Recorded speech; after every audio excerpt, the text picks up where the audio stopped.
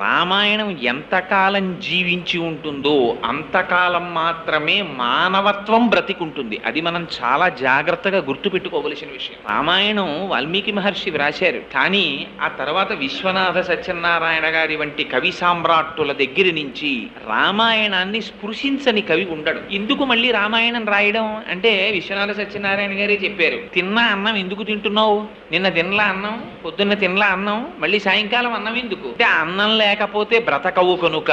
బాహ్యంలో శరీరం బ్రతకడం కాదు కావలసినది, లోపల మానవత్వం బ్రతకాలంటే రామాయణం జ్ఞాపకం ఉండాలి, రామాయణం వినాలి, రామాయణం చదవాలి, రాముణ్ణి 1కి 10 మార్లు ఆదర్శంగా గుర్తుపెట్టుకోవాలి. రాముడి యొక్క శీలము, రాముని యొక్క ఆ వ్యక్తిత్వము ఎంత కాలము మానవ జాతి స్మరించుకుంటుందో అంతకాలం మానవత్వం బ్రతికుంటుంది. మానవత్వం బ్రతికి లేనినాడు వాడు ఉపాధి చేత మానవుడేమో కానీ